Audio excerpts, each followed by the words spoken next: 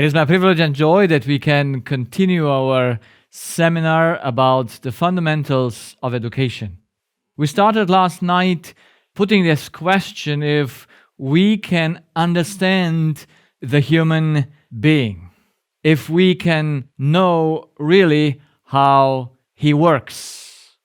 And we put a definition of education that is, you have to help the child to make its driver license for life. We have seen that every human being must be the driver of his life. No one can intervene and do it for him. And so no one can come in between and put the hand in the steering wheel of the other one.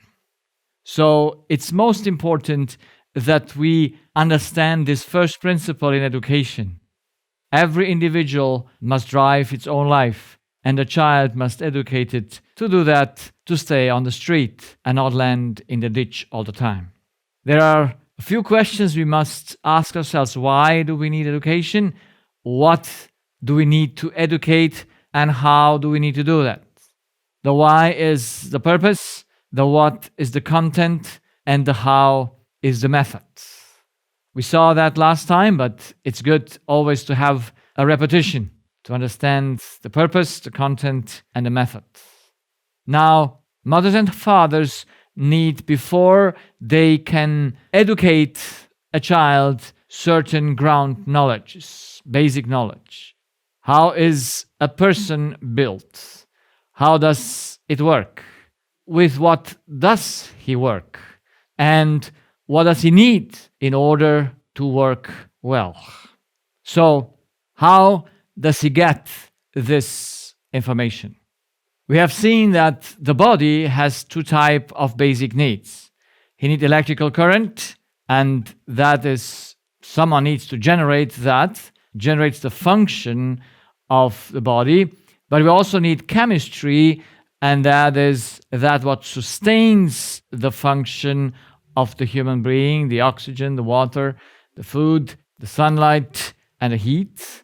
And of course, we asked a question yesterday, if the electrical impulse comes somehow, he must have a starting point. Where does the electrical impulse come from? Where is that switch? And how is the switch turned on?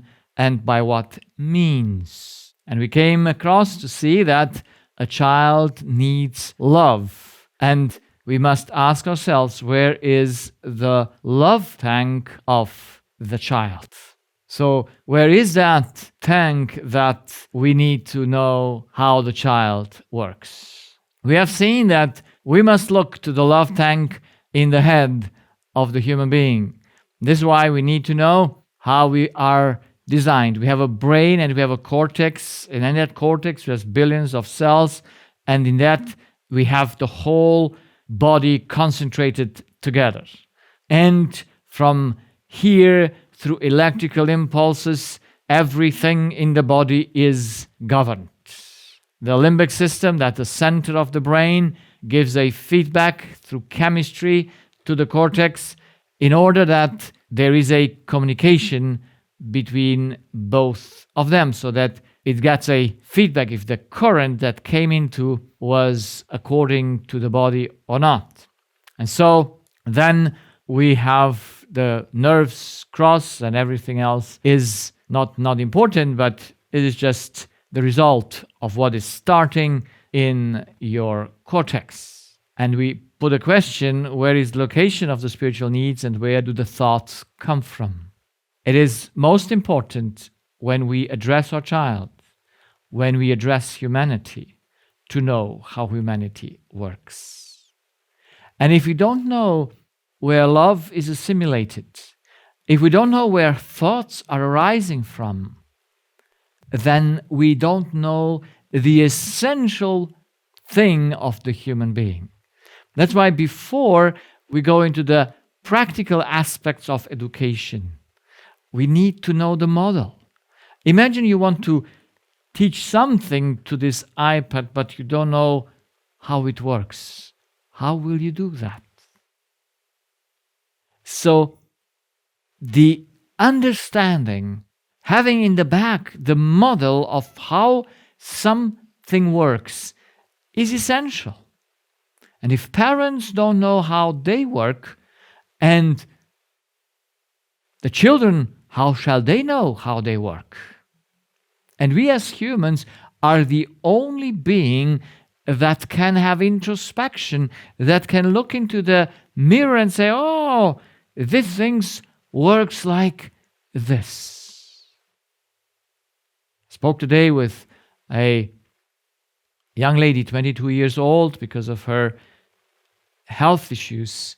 And when you don't know where that factor that governs the body comes from, how will you ever address anything? So let's look, a closer look to the human structure. We need to understand that if not, all the educational attempts will be not of much worth, because this is the basic of the basics. So let's look. The human being has 5 senses, and we need to know how to come to the existence. We know that we have a cortex in which all the centers of the body are located. Everything starts and comes back to the same point in the cortex. So we have the body here represented in full, and the eye is in the body and is connected to the cortex. And the question is, who sees what you see now? You have also ears, and the question is, who hears what you hear now? You have feelings in your body, or you feel something. Who feels what you feel? Who smells what you smell? And who tastes what you taste? So can the brain taste? Can the brain smell? Can the brain feel or hear or see? And I try to compare sometimes, because we compare the human brain with the computer. And I try to compare that sometimes with a device. And so, does this device think? Does it have thoughts in it? Because that what has thoughts can see, hear, feel, smell, and taste. Now the brain is incapable of doing that, because there is nothing physical that can have senses. Anything that is physical is just a conduct, but it doesn't sense nothing. That's why we must add to the cortex a spirit. This spirit is able to taste. It takes the input, what comes from the body, that electrical impulse, and says, oh, this is tastes. And when it comes through the nose nerve, it says, oh, this is smelling. And when it comes to the whole body, then it says it's feeling. And it comes to the ear, he says, this is something that I hear. And when it comes through the eyes, he says it's something that I see. So there must be something more in the human head than just his body. So I give a few evidences very fast that every one of us understand what we address in the human being. Do we speak to his brain or do we speak to his mind? Who requires love and the many other spiritual needs? Your child and you need freedom. It's one of the first needs. Safety, security. It needs curiosity. It needs knowledge.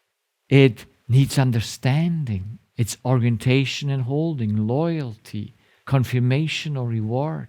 It needs harmony, justice, truth, responsibility, morality, wisdom, recognition, appreciation, luck, peace, joy, well-being, contact, and so on. Where do we find in the human brain or in any cell of the human being anything like this? Where is there a cell in the brain crying for freedom and protesting when it doesn't have it?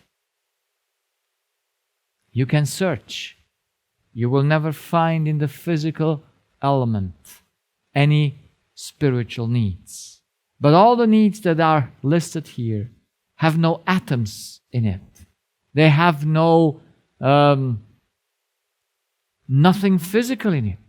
Freedom, safety. Where will you, with what kind of a formula will you define it? Some people who come to me and say, well, these are the hormones, the neurotransmitters. But tell me what neurotransmitter can satisfy your justice need or the need for truth? There is none such thing. Prove it with your child. Children have a very keen perception of truth and lie. You cannot lie to them. They will know it. What in them perceives that? What in them are so eager that they want that? The only answer is, it must be their spirit. The love tank that a child needs, all the needs that the child has, have their location just in the spirit. There is no thing in your body that needs any morality or wisdom or recognition or peace or joy. There is nothing in any cell that jumps for joy. How can that be?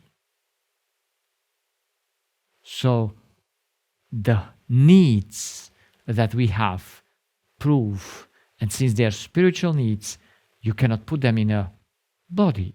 It's like you cannot put in the spirit water. He doesn't need it.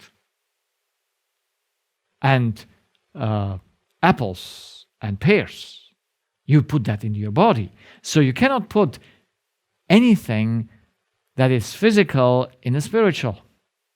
And you cannot put anything that is spiritual in a physical. They're two separate entities that must be satisfied separately. That is, the spirit perceives things that are spiritual. And only he can perceive the spiritual things. The body doesn't perceive nothing. What are further evidences that we must have a spirit on the cortex? It's that what we know as a hunger and thirst. Why do we feel hunger and thirst? It's one of the basic questions that we need to understand. Yes, we can say the body has a need for raw material. He needs chemistry. But why does he make hunger and thirst? Well, I don't want to make the story too long, but I want to make you think. Because he cannot satisfy his own needs. That he must ask someone to provide the needs for him so that then he can take them in. We look to the plant world. A plant cannot go to the water or get its nutrients to somewhere. They must be put close to it. And if it doesn't have it, it dries. The same principle is everywhere. Our body is like a plant. And he cannot provide his own raw material needs. He cannot provide his fuel. So someone needs to do it. And we only have hunger and thirst because the body must ask the spirit to fulfill and provide its needs. Because the spirit could say no. And then the body dries up. And he can say no until the person is dead. I go through these proofs because it's one of the pivotal points to understand that the human being is made out of two parts that needs to be satisfied. And you won't educate the brain of your child because that's not possible. You only can educate the child's spirit because he is the only able to provide food for his body. No one can do that. When we put the food into the stomach, then we put it close to the body so he can take it. But if you don't put anything there, and that must be the action and decision of the Spirit, nothing will happen, and the body must stop functioning and must die.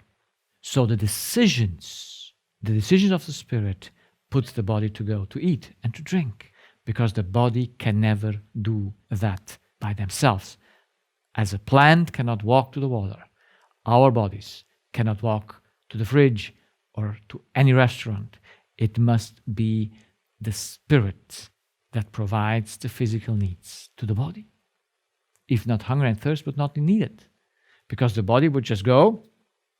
See, when the car could fill up its tank, then whenever it sees or it has a measurement, then it would go automatically and charge himself or fill up his fill. No, we put those things into the body that the driver sees it and he goes and fills it up. The same thing is in our human being. So if we want to ever learn a child to know how to feed its own body, to know how to eat and to drink, we must know and educate its spirit to do it correctly. Another proof that there are two in us, and that is the hierarchy. There must be one that obeys and the other that listens to the other one. So how do they communicate with each other? So here is the spirit, here is the body. The body communicates, as we have seen, with feelings and emotions. But he only can ask the spirit things. He can never force the spirit to eat or to drink. So the spirit cannot be forced to obey. And that's very important to understand, especially in education. There was once a young child in one of my seminars, and the mother came and told me the story after that. When I explained in the seminar that we have a spirit that cannot be forced to obey, the next day after the seminar, mother put the child to make its piano lessons.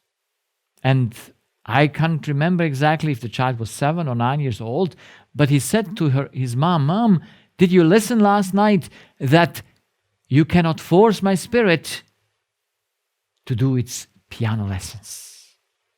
I like children. Children are fantastic beings. What they like, they listen to. What is exactly to their need, they jump up. There was another child in those lectures, and when I spoke about the need of love as being the first one, and that in love the first need is freedom, she made a great, wrote it big letters and made I don't know how to call it in English, so that everyone should see her need. So a spirit cannot be forced, yet he is dependent. And that we must understand the difference. So the child finally makes the piano lessons because he needs his mom. And he's dependent on his mom.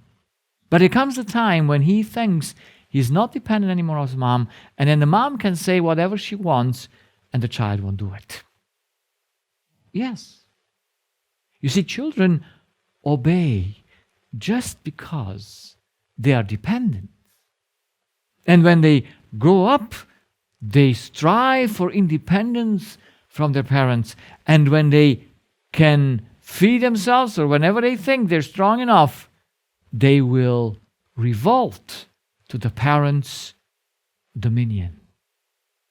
That's why we need to understand is a clear understanding that a spiritual entity cannot be forced to obey. It must obey by conviction. While the body, and that's a clear separation, never has a choice. He is only used. He can only obey the commands because he has no choice. So when the spirit takes decisions and wants to move this finger, the finger cannot say, I don't want to, because he has no will. There is no consciousness in anything that is physical.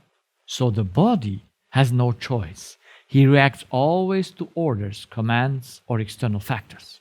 If we would be just one thing, so that the brain could think and decide, then we could have never a contradiction. We could have never have two entities. I mean, the one that says yes and the other that says no. I mean, that the spirit can say no to what the body demands. The body has never a choice. You can take the hand, you can cut it, but you cannot do that with the spirit. So most important to understand the difference. We can only manipulate children, we can make them obey when they are dependent on us. And we will see how the spirit works. So children can be bought and sold. I have patients that come and the children won't want to cooperate. Doesn't open their mouth so that I can look into it. And then the mothers are kneeling down and say, please open your beautiful mouth and all this. But the child doesn't do it. And then, of course, the doctor must look into it, but we cannot open the jar. That mouth is fixed. We can put the child in full anesthesia, then we might do that. But the mother has learned, and the child also has taught the mother. It's very important that they teach each other that whenever the mother pays her something, she might obey. So mother remembers, oh, the child likes a certain thing. And so she says, oh, if you open the mouth, you get your preferred chocolate, or your preferred ice, or your preferred food. And then the child asks immediately, when we go out here? And what does the mother say? Yes. And so, the child opens the mouth. So, because it's dependent, and the mother has something to buy it, that's why children obey. They either obey because they get paid for it.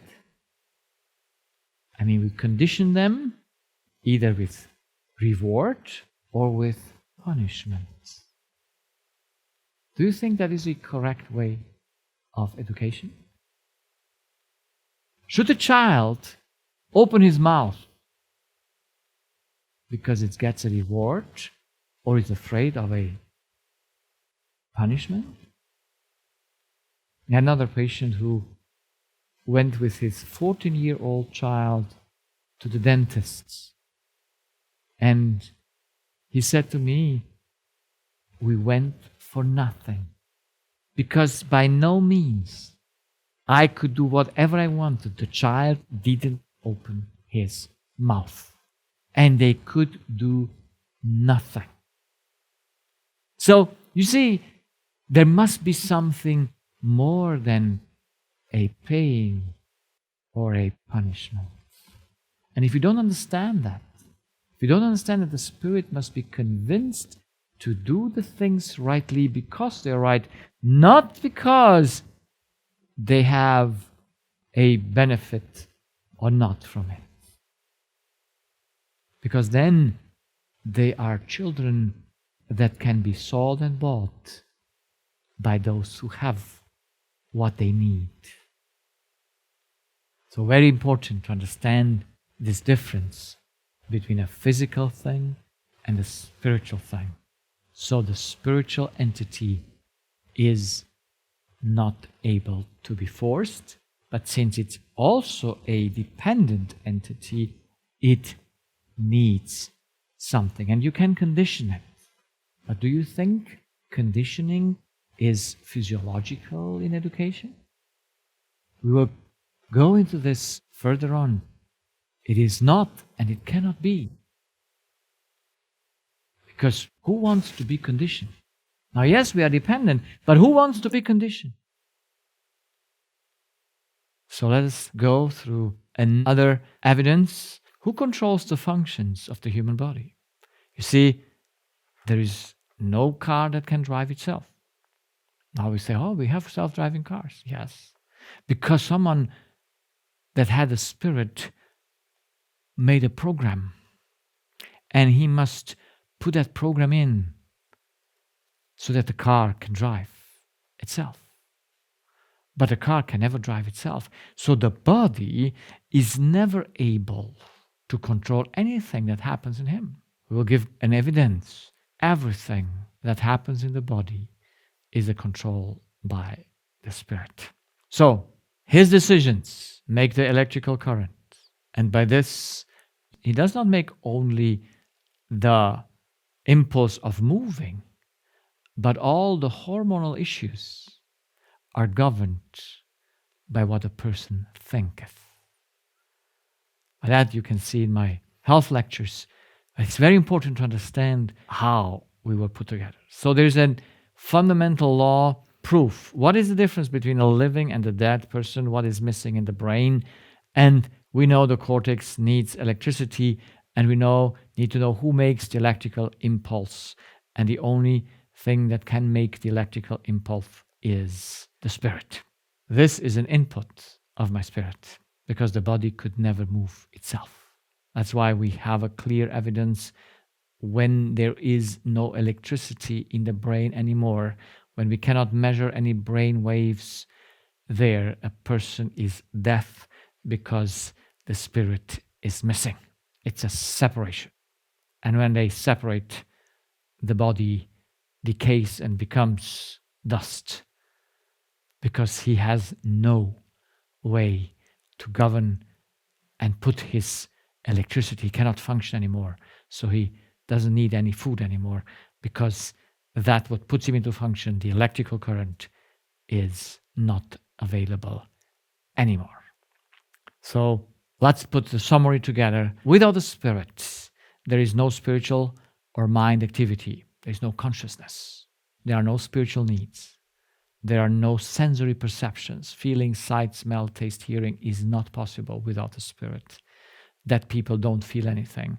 There are no thoughts, no thinking processes in a device that has not a spirit. And there's no devices that have a spirit. There is no judgment. There is no responsibility. And you want to teach your child responsibility, but there is no responsibility in something that is physical. And there is no morality or ethics in this physical thing. There is no spirituality. And there is no moving in anything that does not have a spirit. So where does the spirit come from? We must understand that. Does the spirit come from matter? That is chemistry producing the electrical current? If the brain produces the thoughts, then my finger moves my brain. Is that possible? No. It's the brain. It is through the brain that I move my finger. So the brain needs from outside an input in order that anything in me should be made possible. So matter cannot generate the spirit. The spirit must be an entity that works together. Now, of course, I have no consciousness without the brain, but the brain has no consciousness. I have no sensory perceptions without the brain, but the brain feels nothing. I cannot walk. I have feet, they cannot walk. But with the spirit, they can do it. So there is a combination. They work always together. And as working together, one is dependent on the other one. And this we must know in order to educate our children. It's a knowledge that is fundamental. So I make a conclusion here so that we come into the practical aspects of this. So we have a body that is all together in the cortex. And we have a spirit above that. And together they make the soul. So, you see, the soul is just the sum of spirit and body.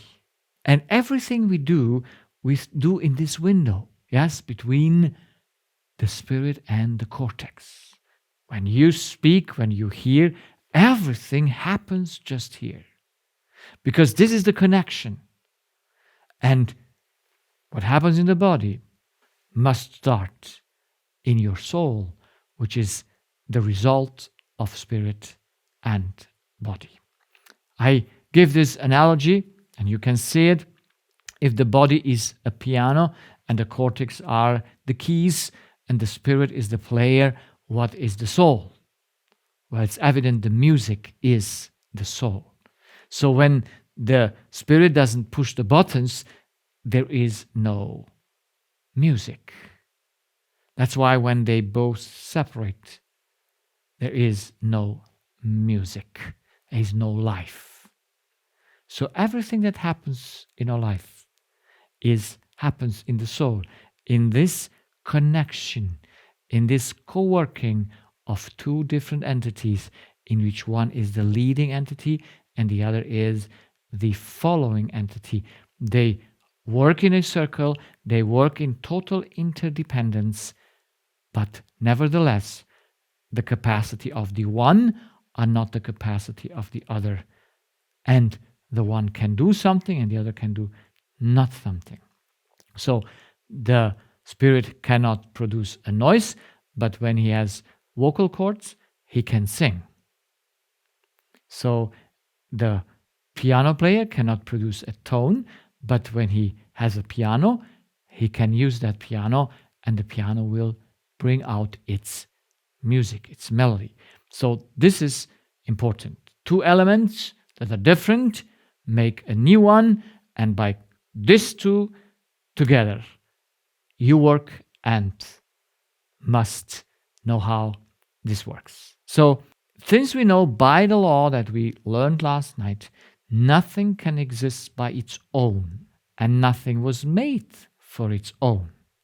So also the human being cannot exist by its own. It needs a power from outside, and it was not made to just use that power. It must be a purpose why you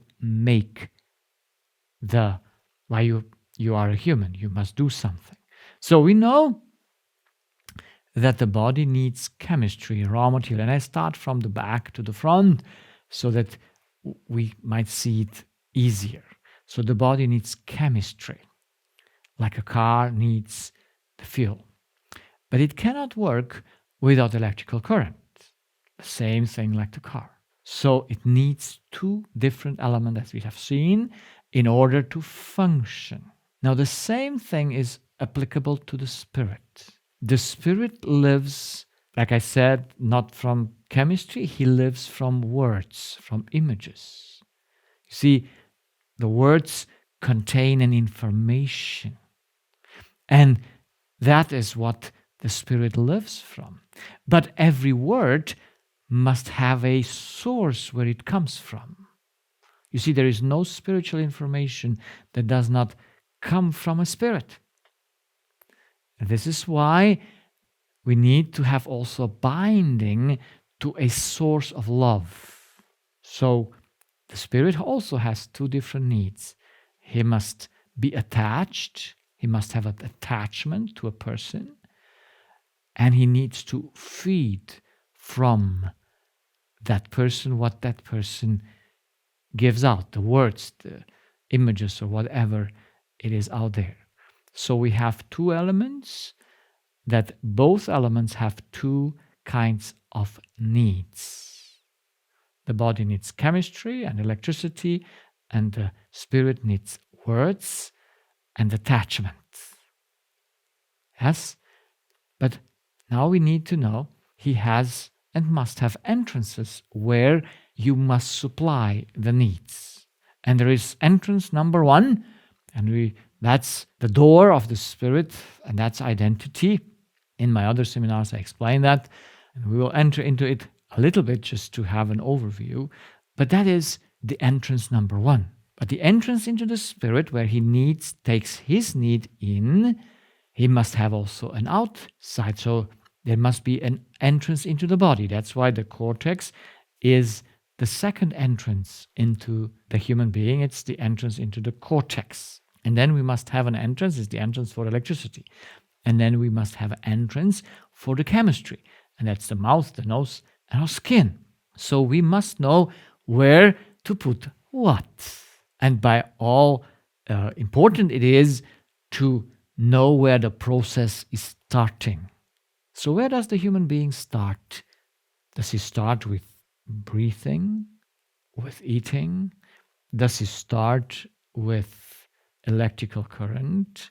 Or does he start in his spirit? It's most important to know that. And he starts in his spirit.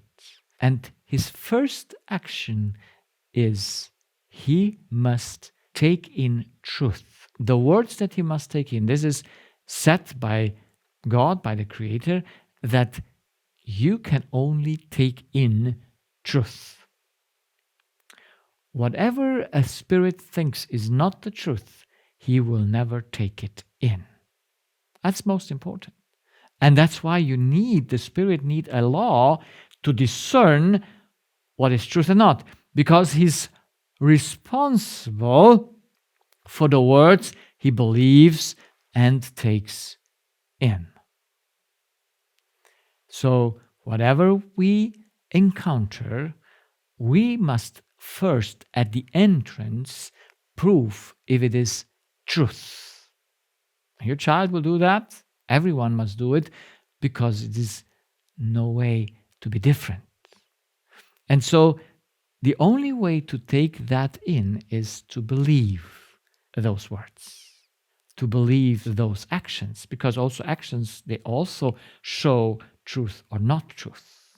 So when a child doesn't want to obey mother's command or a father's one, it finds way to betray them. And some children are very intelligent in the way how they get their own will done against the will of their parents. And if the parents do not check and believe, I say so, without checking, then you might be very, very fooled. So if a child gives up his phone in the evening, but it covers it with a right protection device, but inside is not the phone, how do you know? So you see, when we just take things in and believe, my child never lied unto me or never did anything wrong, so parents might be very fooled just by taking things in that are not true. But when they discover what happens, why do they get angry? They could say, how intelligent is my child that it betrayed me or it fooled me. But no, you get angry when you see that you were betrayed or lied. We have raised, as I said, 6 foster children, and one of them, after he finished 10 grades, I said, you are now old enough to care for yourself. If you want to go to school, you go. If not, you don't go. But he said, I want to go to school. So he enrolled in school and he went to school every day. Only after, I think it was half a year later, when I don't even know exactly the circumstances, but we found out that he never went to school. He just said he goes to school, but he met with friends during school times and went somewhere through in the city and did what he wanted. For half a year, I believed. Now, in a moment, I came to understand that he didn't go to school. Yes, in those days I got angry about it. And I said, how do you do this? Why do you go every day to school if you don't want to? I didn't force you to go to school. So you see, we were made to just believe the truth. And when we find out that something is a lie, we are going against it. So the truth is at the entrance of our being. And if we just take in things because we believe they're truth, but by believing what the other person says, we bind ourselves to the source that says the words. So if my son says, I go to school and I believe him, then I trust him, which is not very smart, is it? How could I not check it? You see, parents shouldn't control their children in a way to be controlling, but they should know what's going on in the child's life. They should not blindly trust what they say. The same things is with children, and children are not that. Children are a little bit sometimes more smart because they don't trust so easily their parents when they once found out that they lied to them or they were not the correct way. Oh, they remember that. And the next time, even though you say, no, I didn't mean it like that, or they won't believe you anymore. This is why it's important to know at the entrance of the human being lies one thing. You live from what is truth. You can only believe what is truth. And so if someone wants you to make you believe a lie, he must sell you that lie as a truth. It's not otherwise possible. And if you take that in, you automatically trust the source it comes from. So if I would take words of truth that are confirmed by the law, then automatically I don't trust the human, I trust God, and then I work well. And then that what I take in, I must also work with it and give it out because I cannot keep it for me. So you see, everything we take in must come out. Yes, we work with it, and it leads us to a decision. And that decision makes the electrical impulse. So it puts the whole body into function. And now we saw that the body cannot eat and drink and provide his things, so the spirit must provide the needs of the body so that he goes and eats it. But all this doesn't stop here. There must be an exit of all the decisions made by the spirit in the human being. And that exit you do with your body. That's why whatever you take in spiritually, you somehow show up physically because you cannot keep it for yourself. So you must have an output because you were not made for yourself. You was made to fulfill the purpose of his creation. This is a channel working. So as the spirit takes in his food, he must give it on. That gives the power to the body. And since the body cannot only work with electricity, he needs also chemistry. You need to give him some food, but that has a purpose. You don't eat for the purpose to eat. You don't drink for the purpose to drink. You eat for the purpose to do something with his hands and with his feet and with the mind. That's why you take in information. So this is a general view of the human being, and we must understand this. It is absolute. It works like this. It starts here, it gets here, and then it gets here, and then it gets out. And then it comes back. And it starts again. So it all goes in a circle. And we'll see maybe one night also the circle. But this in order to understand your child. So let's go to the beginning of a child. And where does a child begin? In its existence as an individual. And that is in or at the mother's womb, you could say. So let's look.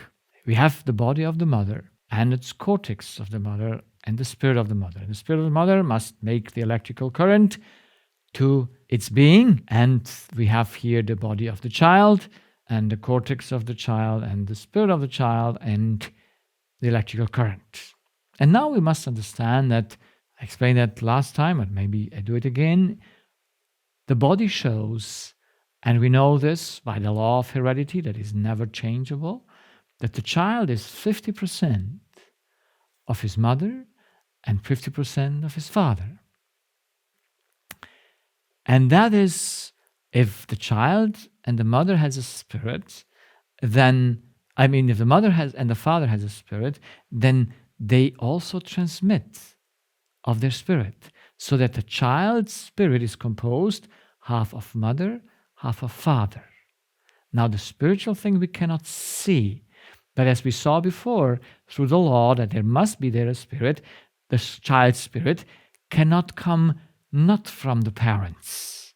Because you see the tendencies that you see in a child, they come and they are seated in the child's spirit, not in his genes, as medicine wants sometimes to suggest.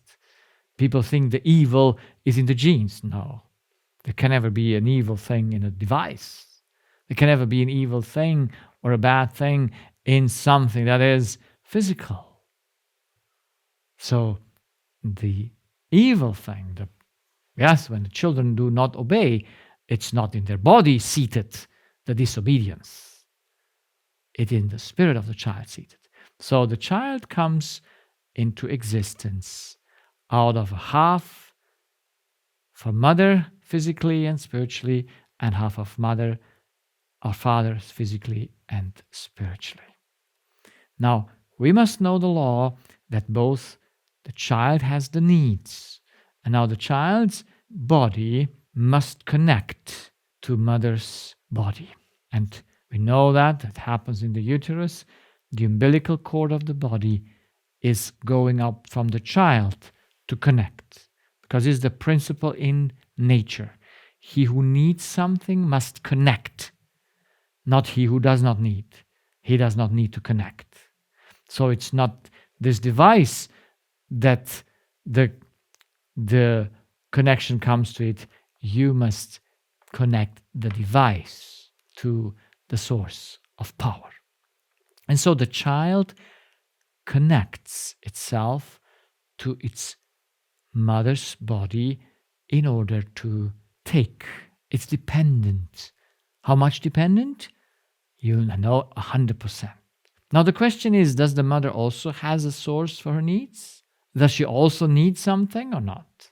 Yes, mother also needs to satisfy her body's needs by what she takes from nature. Yes, she must eat, breathe, and so on. But you see, it takes a while from where the two selves and the two half-spirits come together and build one until they come down through the tube and get into the uterus. Even before the bodies connect, the body of the child connects to the body of the mother, the spirit of the child already connected itself to the mother's spirit. Now this is most important to know, that the spirit is dependent. And the connection that the spirit does is trust. And so when the spirit takes from the mother's spirit, like it takes from the mother's body, it makes its own electrical current, because it must give that what it took. And the spirit cannot produce anything by itself. Nothing can produce by itself. That's why we have to have the law always in the back of it. If you have a body, you need needs that the body cannot produce himself. If you have a spirit, he has needs. he cannot produce them himself. He must take them from the source. He takes them. And God so made it that the body of the child and the spirit of the child should be 100% dependent on mother. This is a very important object lesson. A child cannot choose its mother, as no one can choose what he needs and where he needs to take it from. So mother cannot choose where she takes her air. She must take it, or its oxygen, must take it from the air. She must take her food from nature. And that is always bigger than the other one. So the little cells of the child cannot live from themselves. They need fuel. And yes, there might be some fuel there until they meet, but if they don't connect to mother's body, they will never be able to live. And if they don't connect even before to mother's spirit, they cannot exist, because nothing can exist by itself. That's most important to understand. It always needs to take. Now, how important is it that the mother knows when she's pregnant what to eat and not? Is it important or not? I believe it's most important.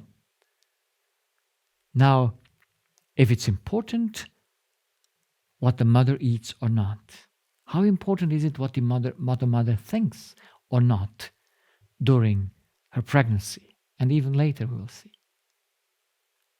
But you see, no one has taught us that what the mother thinks during pregnancy is, of course, the result of what she takes from, because she also needs in her spirit to take from somewhere. She must connect to some source. Her spirit is not independent, because there is nothing in the creation that can be independent.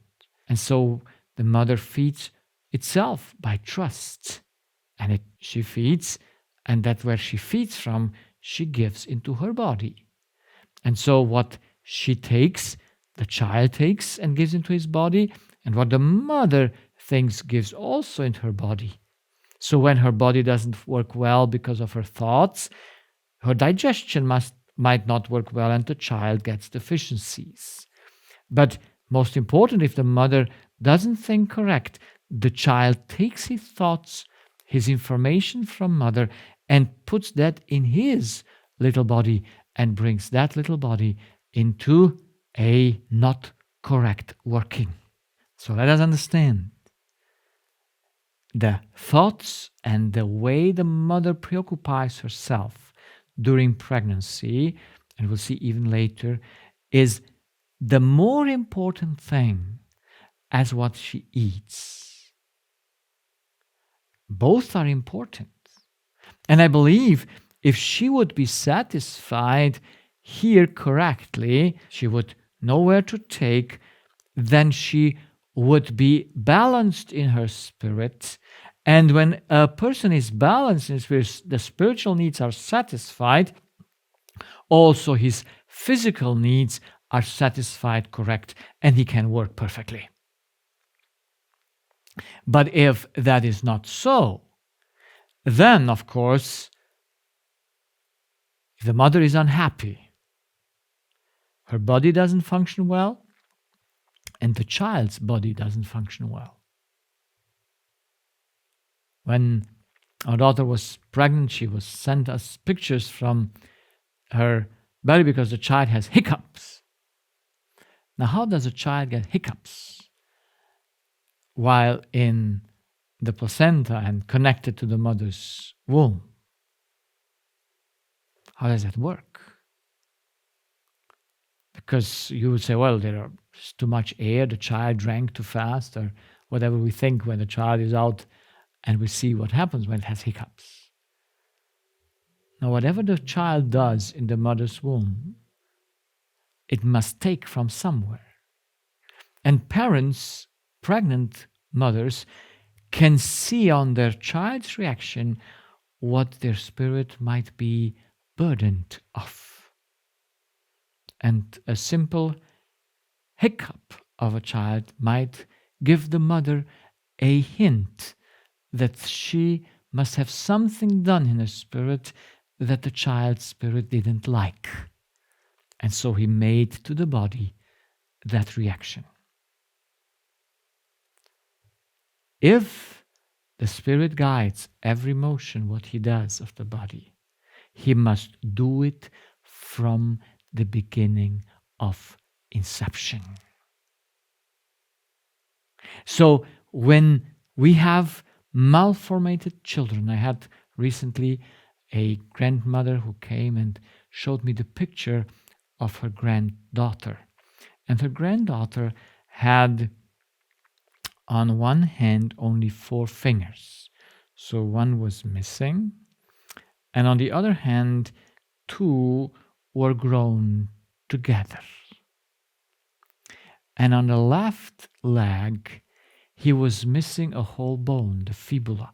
So it was missing a whole bone. I know exactly which was it there. But how does that happen? That somewhere in your body, all bones were there, but one bone were totally missing. And you come and ask yourself those questions. How did it happen? Because it's not something that you could say, well, it's general. If all the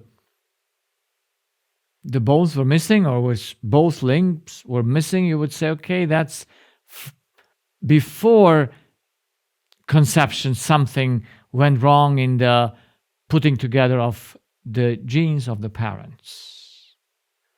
But if an one-sided thing happens, and on the other side all things are correct, then who governed the whole process during gestation? And why did the spirit put on one side the wrong electrical impulse and govern it wrongly, and on the other one not? So those were questions that I asked myself, and they are still there in understanding them better. But the principle must be understood. The child's spirit and body is 100% dependent on the mother's body and the mother's spirit. That children, however, come out and survive is a miracle. I believe it's purely grace, because if I just think on my mother, and we are 4 siblings, and under what circumstances she was in her marriage relationship, then that we exist is a miracle. Yes, God must go beyond that, what we do. He still governs all the effect, but we must still know the principle, how it works. Not saying, well, I can do wrong because God will make it right. No, we are responsible, and the mother is mostly responsible. Now, that's why education of how things work is so important. Now, in those 9 months mostly, the child grows, and the time is to disconnect from mother's body. And so when they disconnect, and maybe we finish this one thought, mother should not be connected to her husband or to her mother and father, or even to the child, but mother needs to be connected to a higher spirit, that is God, and then everything would work perfectly. But unfortunately, no one has taught the mother that she's connected, no matter if she's religious or not.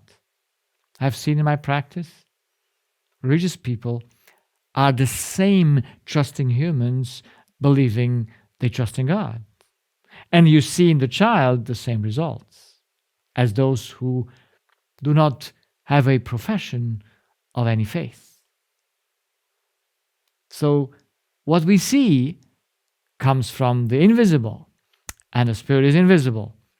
And his connection will always come out sooner or later in the body's function and actions, because the body can never act or function by himself. So it comes a time that the mother's body is insufficient to supply the needs of the child's body. And that's why after usually 9 months, you cut the umbilical cord, and the child now needs to feed from nature. Starts to breathe, the air oxygen doesn't take the oxygen from mother's blood. Yes, it still is fed from the mother, but it starts to be more and more dependent from a higher source. Now even the breastfeeding goes and is limited. If a child with 12 years would still breastfeed, would not be something normal. Or even after 2 years. Some parents go for 3 or 4 years of breastfeeding. But I believe that about latest after 2 years, it should be an end to that. Yeah? But there comes an end where the mother's body is total insufficient. And the child needs to feed itself from nature. And then mother can eat how much what she wants. Now the mother is only responsible for what she eats for her body. Now that what she eats is not taken by the child's body, so she's free to eat whatever she wants. Now it would be good to have always a good diet so that no times you need to change and to say, now I can permit to do something wrong into my body because the child is not connected to me anymore. But what happens to the umbilical cord of the child? Can the mother disconnect it? Or can it be disconnected except by the spirit of the child? We have learned that only the spirit can act for himself. So the umbilical cord of the child remains bound to its mother. When I first asked myself in my practice, why do you get children sick? This is what I found. It is that this umbilical cord is a need. And according to what we know from how the brain develops and of what we know from Scripture, this umbilical cord is needed until the age of 12, where the spirit of the child should come through education into that thing where he switches. And that's also a process. But at the age of 12, the process of switching the source from mother to the higher source, which is God, should be made. But unfortunately, parents and mothers don't know about the umbilical cord, that the child is still bound to them. I have here many experiences with parents. There was one day a mother, she had a 2-year-old daughter, and she came to me on a camp meeting and said, my child behaves strangely. Now, do you have strange behaving children at the age of 2? Yes, you can have them. And why do they behave strangely? Well, mother was a medical student. It was her dream to become a physician. But now she got a child when she was in her first year. And the grandparents were taking care of the child and the father. Now, you see, when the mother separates from the child, the umbilical cord is cut away. And we have even experiments on this. You see, the idea that came up for the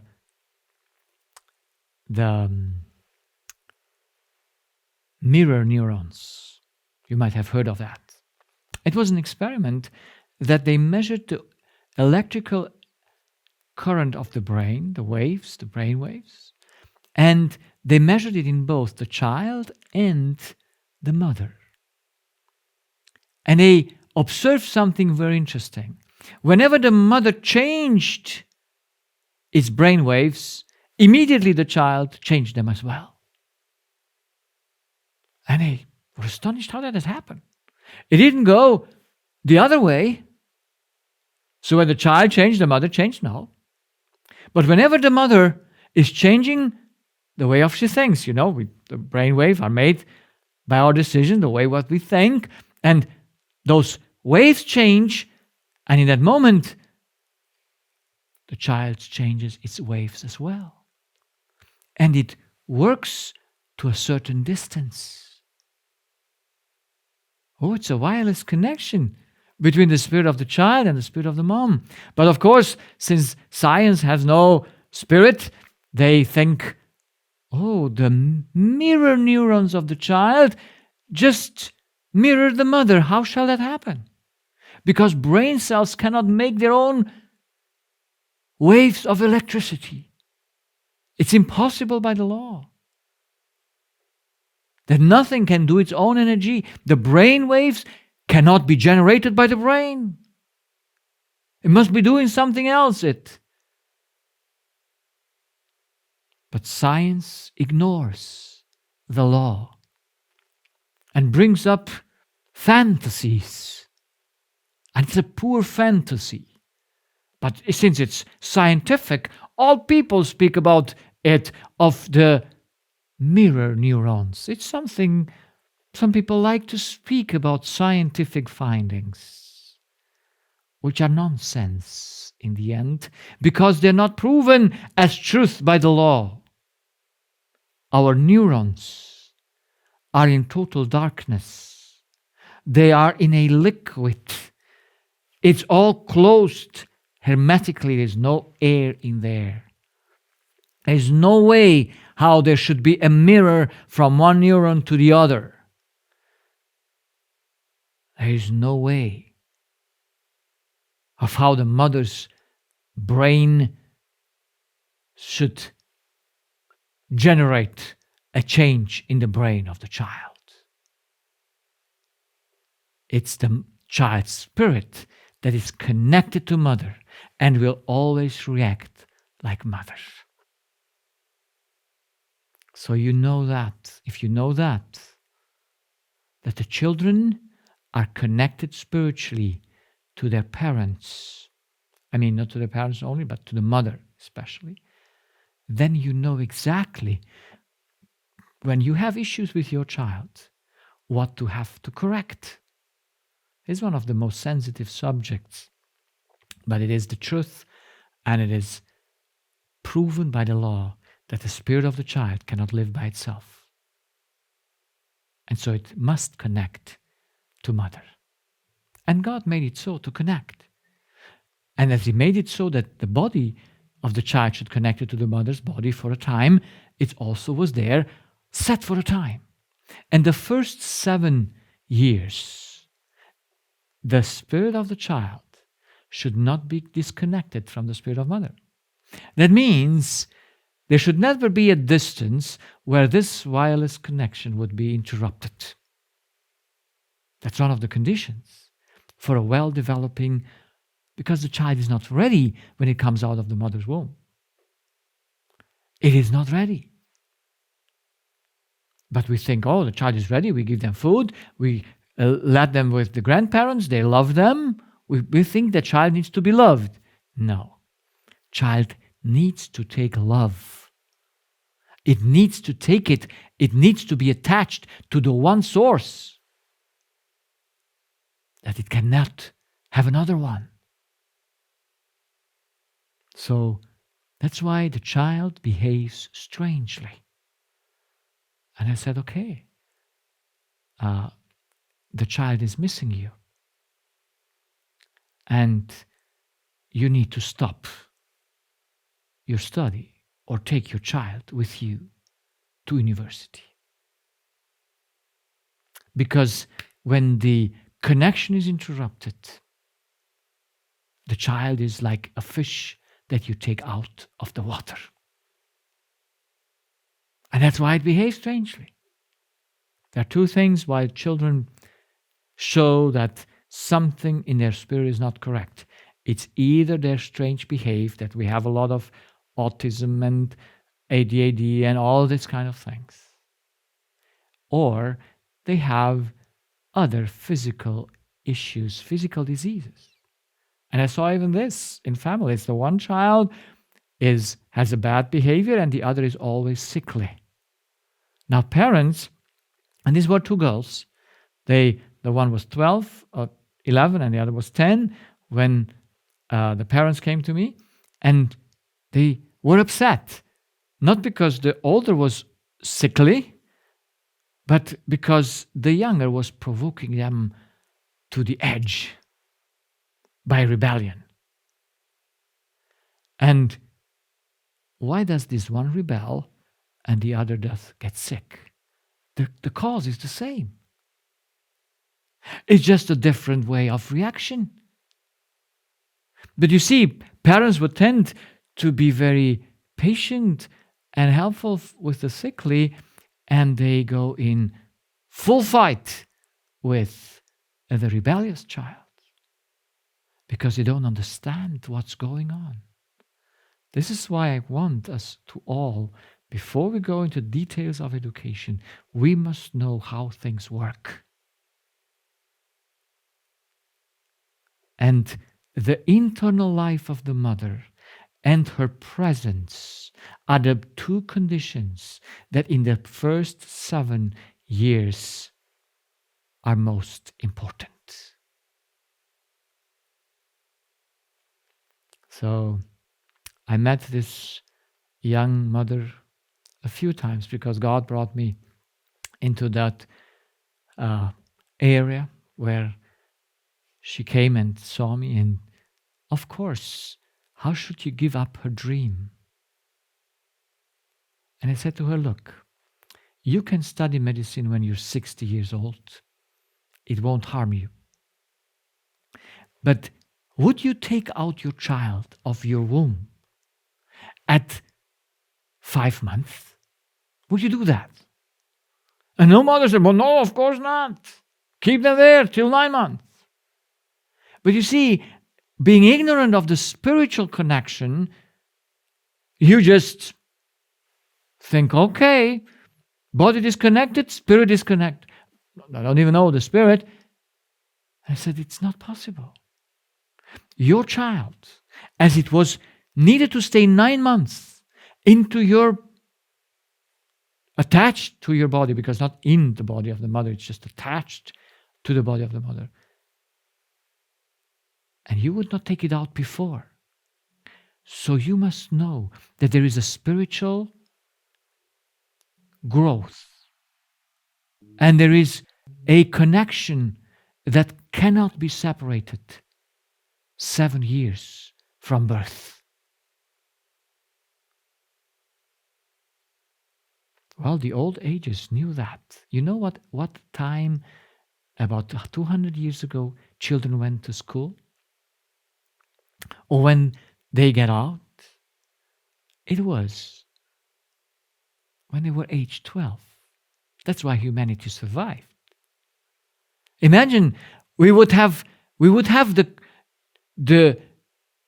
had the situations 200 years ago that we have today, or even 100 years ago that we have today, that children are put in to the grandparents, children are put into nursing places, children are put in kinder cares from the 6 or 3 months, children are put into kindergartens, and even school from the age of 3. what happens to their brain when the spirit is disconnected? They will be enfeebled for their whole life. Now, yes, there can be done some reparation because there is grace of God, but let us remember the laws that govern nature. We cannot play with them. This mother decided to freeze 1 year her medical study and stayed home. You know, the child couldn't believe what mother did. And only a few months, the child changed. And after 1 year, she asked me, what shall I do? And I said, well, you know, the child is not 7 yet, or 12, where you can go schooling, and because you educated now your child to know how to feed its spirit and from where. And so she had to freeze it a next year. And while that next year was, she got pregnant and got the next child. And so the medical studies frozen when she might become 60. So, did she lose anything? But there is, until today, a difference between that child that was not disconnected from her mother and that was disconnected from her mother. And there is something in that child that does not forget. And if it has sometimes some issues in her life, it might go to the psychologist and he might say, well, it's your mom, which is not the truth. But he will blame someone. No. The child is responsible, even though it has no, in this way, responsibility because it has no judgment yet. But the child will have to know why it responds to mother, because it's now in a mistrust relationship. It is unsure, because that seed does not go away very fast. I hope it is better now, and it will somehow, the child will be taught to think differently of her mom for what she did. But it's one of the most important things to know this umbilical cord that exists between the child and mother. Not between mother and child, it's just the child connects to mother. And 7 years are demanded to stay always there. But it's not only that. The mother must have a happy spirit. The mother must have a well insight. There was another mother that came with her 8-year-old son and the 6-year-old son into my practice, because the 8-year-old son was behaving strangely from the age of 8 months. At the age of 8 months, the child, whenever it came under stress, hurt itself. It started to beat its head on the ground. And later, when the child grew, whenever it has a stress, it went somewhere and cut himself or did something to itself. So, at the age of 7, the child says to its mom, I'm going to kill myself. That's when mother gets alert and goes to the doctor. And then while the child is at school, the child has an uncontrollable behavior. It's not controllable. You say something to him, it's like he does not listen. And so this physician, psychiatrist, sent the child to see me to make a hearing test to see if the child hears. Now, of course, the child was hearing. I did the tests, it was perfect. The second child was not affected in that way like the older child. And we will see why they act differently, because they have a different personality, a different first need, so they act differently. But I said then to mother, because I did not want to just do the test, because I know the psychiatrist has no solution. He puts that child on medication. Why we could solve the issue.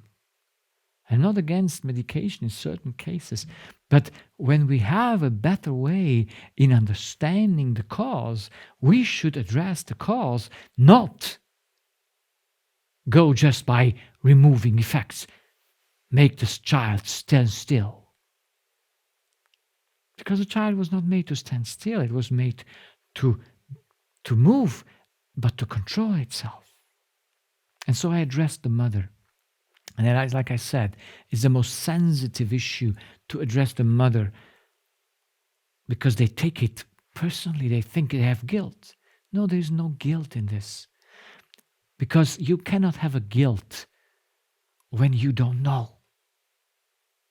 Now, if you don't know just because you never was encountered with the message, with the information, then there's no guilt. Guilt may appear then when you know it for better and still continue. But that's, I would say, not a smart thing. That's not a reason that you can say it's a good reason. Because only in insanity you go on when you see the error in it. So I addressed this mother, and she immediately sensed that I tried to help her, and that somehow her inner life is just mirrored by the life of the son. Because this is correct. This is a mirror. Because the need of the mother you will see expressed in the children. So I asked her if she has a burden on her heart. And she didn't open up. But she said one sentence in which she told me everything that I wanted to know, which proved exactly the thing, or which illustrates it best, because the law proves things. Illustrations are not a proof. Illustrations are just to help to understand the law. The law is proving it and the structure. So she said to me, I am happy in the evening when I go to bed because the day is over. But my happiness and joy disappears immediately when I realize that tomorrow it starts again. So she's happy for 1 second because she managed the day. But in a moment she thinks that tomorrow it starts again. She has great problems. Now this mother is in deep depression. Now if the psychiatrist doesn't know that that child mirrors the mother inner life, how will he ever help the child?